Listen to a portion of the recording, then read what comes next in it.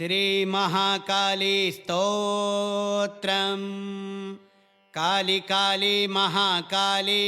कालिका परमेश्वरी सर्व आनंद जननी सर्वसिद्धिप्रदायिनी करालवदनां घोरां मुक्तकेशीं चतुर्भुजां खड्गं मुण्डं वरां भीतिं धारयन्तीं नमाम्यहम्। त्वं हि रात्रिर्महाघोरा कृष्णरूपा भयङ्करी त्वं संहारकारिणी त्वं हि शक्तिस्वरूपिणी शत्रुपक्षक्षयं कृत्वा दारिद्र्यं हरमेखिलं दुःखशोकभयं हन्त्री काली त्वं शरणं गता।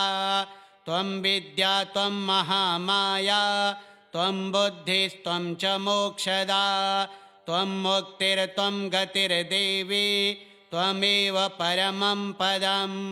महाव्याधिभयं नास्ति यस्य त्वं रक्षिणी सदा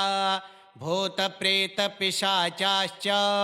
नश्यन्ति त्वद्भयात् कालरूपेण संहारं करोषि सकलं जगत्। त्वं महाकालसंयुक्ता त्वं काली वरदास्तु मे ग्रहबाधां विषं घोरं मारकं चाशुभं ग्रहं क्षिप्रं नाशय हे मातः त्राहि मां करुणाकरी। जया त्वं विजया त्वं हि सिद्धिदा त्वं शुभाकरी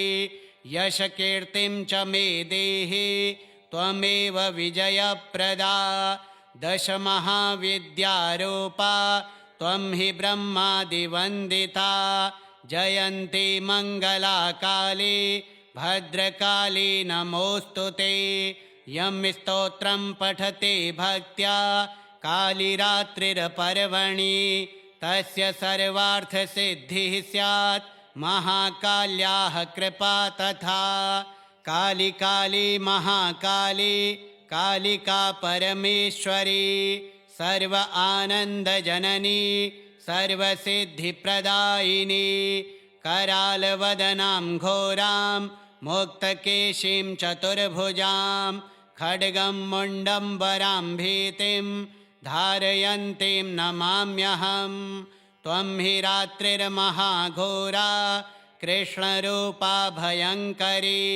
त्वं संहारकारिणी त्वं हि शक्तिस्वरूपिणी शत्रुपक्षक्षयं कृत्वा दारिद्र्यं हरमेखिलं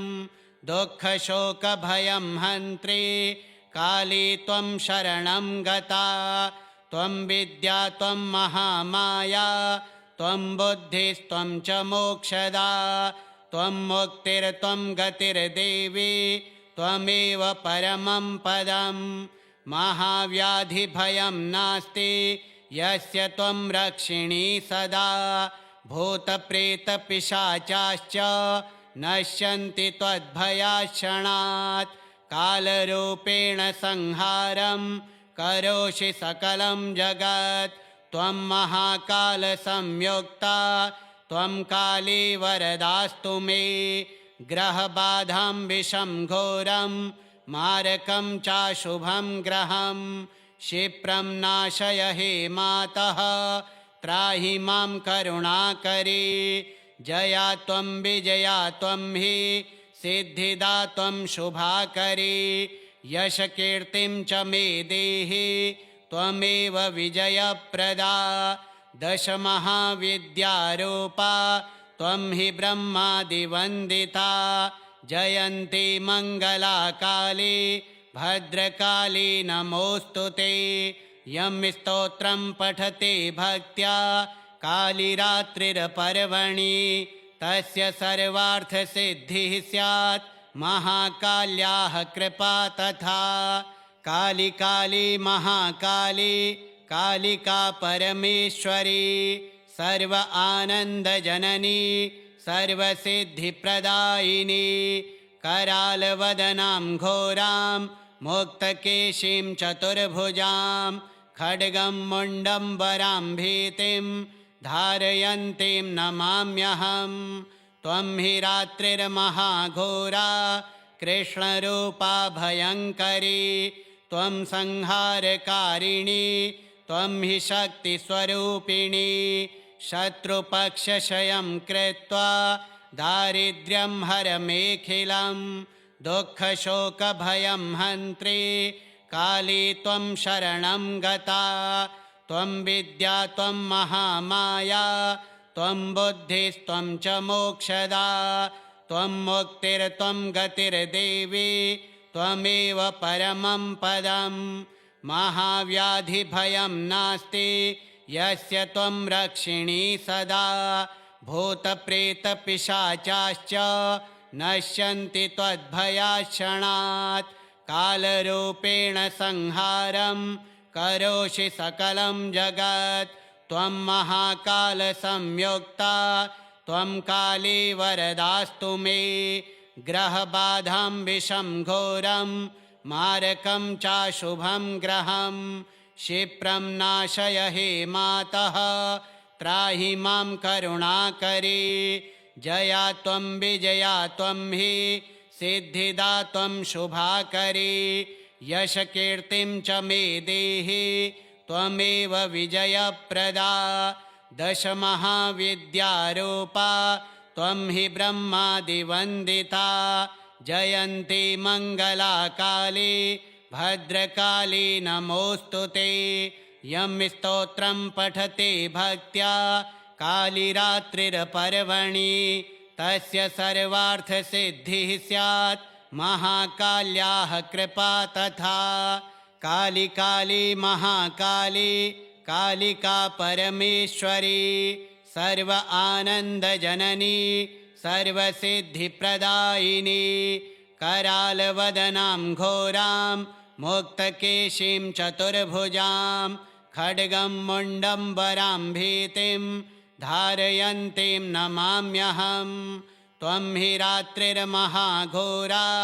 कृष्णरूपा भयङ्करी त्वं संहारकारिणी त्वं हि शक्तिस्वरूपिणी शत्रुपक्षक्षयं कृत्वा दारिद्र्यं हरमेखिलं दुःखशोकभयं हन्त्री काली त्वं शरणं गता त्वं विद्या त्वं महामाया त्वं बुद्धिस्त्वं च मोक्षदा त्वं मुक्तिर्त्वं गतिर्देवी त्वमेव परमं पदं महाव्याधिभयं नास्ति यस्य त्वं रक्षिणी सदा भूतप्रेतपिशाचाश्च नश्यन्ति त्वद्भयाक्षणात् कालरूपेण संहारं करोषि सकलं जगत् त्वं महाकालसंयुक्ता त्वं काली वरदास्तु मे ग्रहबाधां विषं घोरं मारकं चाशुभं ग्रहं क्षिप्रं नाशय हे मातः त्राहि मां करुणाकरी जया त्वं विजया त्वं हि सिद्धिदा त्वं शुभाकरी यशकीर्तिं च मे देहि त्वमेव विजयप्रदा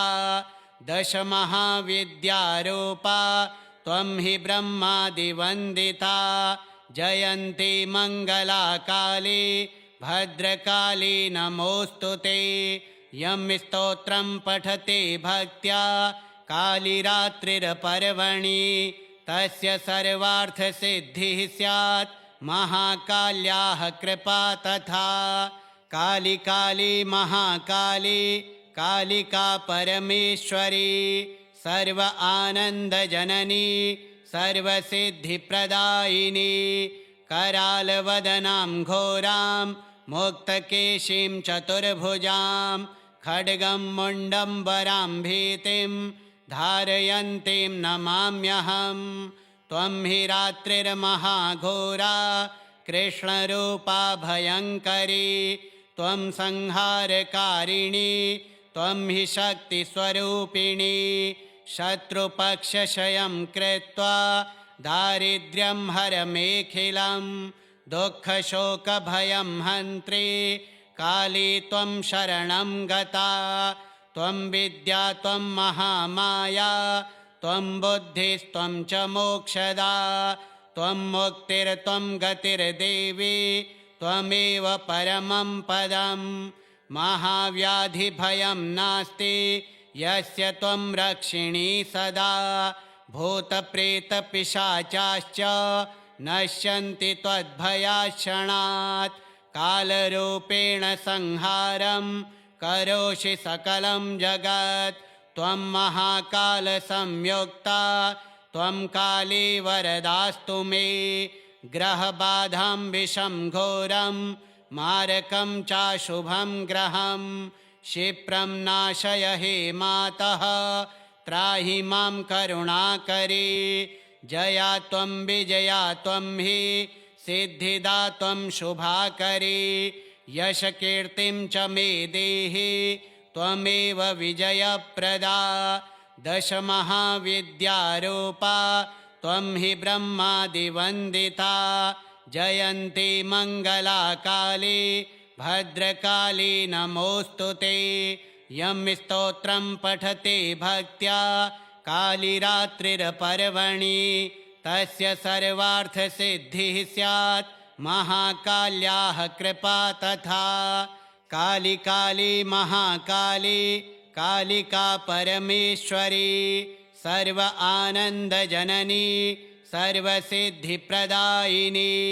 करालवदनां घोरां मुक्तकेशीं चतुर्भुजां खड्गं मुण्डं वरां भीतिं धारयन्तीं नमाम्यहं त्वं हि रात्रिर्महाघोरा कृष्णरूपा भयङ्करी त्वं संहारकारिणी त्वं हि शक्तिस्वरूपिणी शत्रुपक्षशयं कृत्वा दारिद्र्यं हरमेखिलं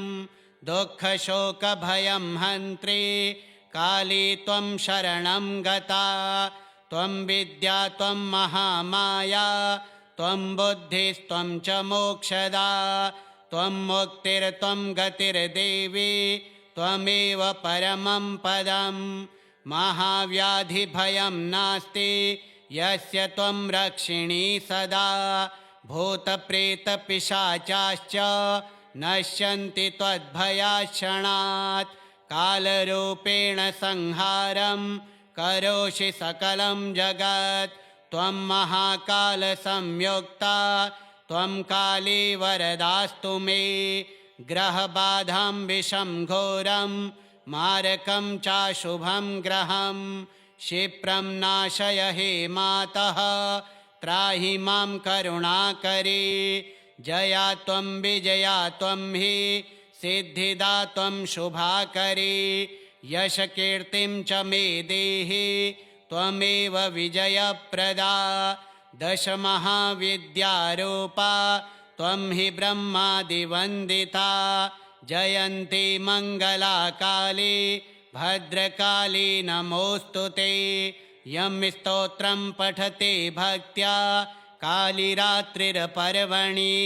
तस्य सर्वार्थसिद्धिः स्यात् महाकाल्याः कृपा तथा काली काली महाकाली कालिका परमेश्वरी सर्व आनन्दजननी सर्वसिद्धिप्रदायिनी करालवदनां घोरां मुक्तकेशीं चतुर्भुजां खड्गं मुण्डं वरां भीतिं धारयन्तीं नमाम्यहं त्वं हि रात्रिर्महाघोरा कृष्णरूपा भयङ्करी त्वं संहारकारिणी त्वं हि शक्तिस्वरूपिणी शत्रुपक्षशयं कृत्वा दारिद्र्यं हरमेखिलं दुःखशोकभयं हन्त्री काली त्वं शरणं गता त्वं विद्या त्वं महामाया त्वं बुद्धिस्त्वं च मोक्षदा त्वं मुक्तिर्त्वं गतिर्देवी त्वमेव परमं पदम् महाव्याधिभयं नास्ति यस्य त्वं रक्षिणी सदा भूतप्रेतपिशाचाश्च नश्यन्ति त्वद्भयाक्षणात् कालरूपेण संहारं करोषि सकलं जगत् त्वं महाकालसंयुक्ता त्वं काली वरदास्तु मे ग्रहबाधां विषं घोरं मारकं चाशुभं ग्रहं क्षिप्रं नाशय हे मातः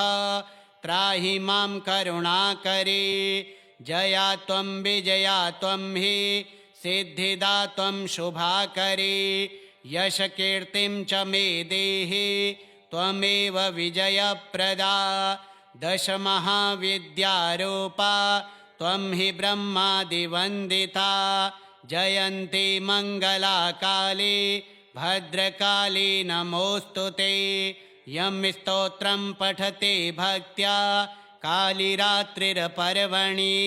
तस्य सर्वार्थसिद्धिः स्यात् महाकाल्याः कृपा तथा काली काली महाकाली कालिका परमेश्वरी सर्व आनन्दजननी सर्वसिद्धिप्रदायिनी करालवदनां घोरां मुक्तकेशीं चतुर्भुजां खड्गं मुण्डं वरां भीतिं धारयन्तीं नमाम्यहं त्वं हि रात्रिर्महाघोरा कृष्णरूपा भयङ्करी त्वं संहारकारिणी त्वं हि शक्तिस्वरूपिणी शत्रुपक्षक्षयं कृत्वा दारिद्र्यं हरमेखिलं दुःखशोकभयं हन्त्री काली त्वं शरणं गता त्वं विद्या त्वं महामाया त्वं बुद्धिस्त्वं च मोक्षदा त्वं मुक्तिर्त्वं गतिर्देवी त्वमेव परमं पदं महाव्याधिभयं नास्ति यस्य त्वं रक्षिणी सदा भूतप्रेतपिशाचाश्च नश्यन्ति त्वद्भयाक्षणात् कालरूपेण संहारं करोषि सकलं जगत् त्वं महाकालसंयुक्ता त्वं काली वरदास्तु मे ग्रहबाधां विषं घोरं मारकं चाशुभं ग्रहं क्षिप्रं नाशय हे मातः त्राहि मां करुणाकरी जया त्वं विजया त्वं हि सिद्धिदा त्वं शुभाकरी यशकीर्तिं च मे देहि त्वमेव विजयप्रदा दशमहाविद्यारूपा त्वं हि ब्रह्मादिवन्दिता जयन्ती मङ्गला काली भद्रकाली नमोऽस्तु ते यं स्तोत्रं पठते भक्त्या कालिरात्रिपर्वणि तस्य सर्वार्थसिद्धिः स्यात् महाकाल्याः कृपा तथा काली काली महाकाली कालिका परमेश्वरी सर्व आनन्दजननी सर्वसिद्धिप्रदायिनी करालवदनां घोरां मुक्तकेशीं चतुर्भुजां खड्गं मुण्डं वरां भीतिं धारयन्तीं नमाम्यहं त्वं हि रात्रिर्महाघोरा कृष्णरूपा भयङ्करी त्वं संहारकारिणी त्वं हि शक्तिस्वरूपिणी शत्रुपक्षक्षयं कृत्वा दारिद्र्यं हरमेखिलं दुःखशोकभयं हन्त्री काली त्वं शरणं गता त्वं विद्या त्वं महामाया त्वं बुद्धिस्त्वं च मोक्षदा त्वं मुक्तिर्त्वं गतिर्देवी त्वमेव परमं पदं महाव्याधिभयं नास्ति यस्य त्वं रक्षिणी सदा भूतप्रेतपिशाचाश्च नश्यन्ति त्वद्भयाक्षणात् कालरूपेण संहारं करोषि सकलं जगत् त्वं महाकालसंयुक्ता त्वं काली वरदास्तु मे ग्रहबाधां विषं घोरं मारकं चाशुभं ग्रहं क्षिप्रं नाशय हे मातः त्राहि मां करुणाकरी जया त्वं विजया त्वं हि सिद्धिदा त्वं शुभाकरी यशकीर्तिं च मे देहि त्वमेव विजयप्रदा दशमहाविद्यारूपा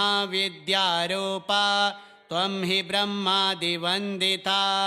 जयन्ती मङ्गलाकाली भद्रकाली नमोऽस्तु ते यं स्तोत्रं पठते भक्त्या कालिरात्रिर्पर्वणि तस्य सर्वार्थसिद्धिः स्यात् महाकाल्याः कृपा तथा काली काली महाकाली कालिका परमेश्वरी सर्व आनन्दजननी सर्वसिद्धिप्रदायिनी करालवदनां घोरां मुक्तकेशीं चतुर्भुजां खड्गं मुण्डं वरां भीतिं धारयन्तीं नमाम्यहं त्वं हि रात्रिर्महाघोरा कृष्णरूपा भयङ्करी त्वं संहारकारिणी त्वं हि शक्तिस्वरूपिणी शत्रुपक्षशयं कृत्वा दारिद्र्यं हरमेखिलं दुःखशोकभयं हन्त्री काली त्वं शरणं गता त्वं विद्या त्वं महामाया त्वं बुद्धिस्त्वं च मोक्षदा त्वं मुक्तिर्त्वं गतिर्देवी त्वमेव परमं पदं महाव्याधिभयं नास्ति यस्य त्वं रक्षिणी सदा भूतप्रेतपिशाचाश्च नश्यन्ति त्वद्भयाक्षणात् कालरूपेण संहारं करोषि सकलं जगत् त्वं महाकालसंयुक्ता त्वं काली वरदास्तु मे ग्रहबाधां विषं घोरं मारकं चाशुभं ग्रहं क्षिप्रं नाशय हे मातः त्राहि मां करुणाकरी जया त्वं विजया त्वं हि सिद्धिदा त्वं शुभाकरी यशकीर्तिं च मे देहि त्वमेव विजयप्रदा दशमहाविद्यारूपा त्वं हि ब्रह्मादिवन्दिता जयन्ती मङ्गलाकाली भद्रकाली नमोऽस्तु ते यं स्तोत्रं पठते भक्त्या कालिरात्रिर्पर्वणि तस्य सर्वार्थसिद्धिः स्यात् महाकाल्याः कृपा तथा काली काली महाकाली कालिका परमेश्वरी सर्व आनन्दजननी सर्वसिद्धिप्रदायिनी करालवदनां घोरां मुक्तकेशीं चतुर्भुजां खड्गं मुण्डं वरां भीतिं धारयन्तीं नमाम्यहं त्वं हि रात्रिर्महाघोरा कृष्णरूपा भयङ्करी त्वं संहारकारिणी त्वं हि शक्तिस्वरूपिणी शत्रुपक्षशयं कृत्वा दारिद्र्यं हरमेखिलं दुःखशोकभयं हन्त्री काली त्वं शरणं गता त्वं विद्या त्वं महामाया त्वं बुद्धिस्त्वं च मोक्षदा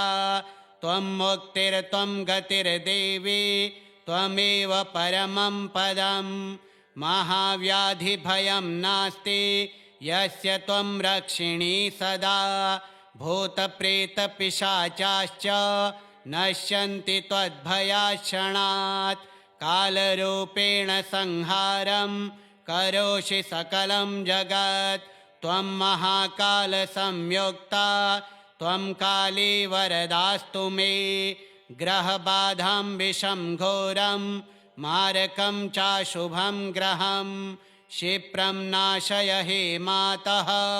त्राहि मां करुणाकरी जया त्वं विजया त्वं हि सिद्धिदा त्वं शुभाकरी यशकीर्तिं च मे देहि त्वमेव विजयप्रदा दशमहाविद्यारूपा त्वं हि ब्रह्मादिवन्दिता जयन्ती मङ्गलाकाली भद्रकाली नमोऽस्तु ते यं स्तोत्रं पठते भक्त्या कालिरात्रिर्पर्वणि तस्य सर्वार्थसिद्धिः स्यात् महाकाल्याः कृपा तथा श्रीमहाकाली स्तोत्रम् श्रीमहाकाल्यार्पणमस्तु।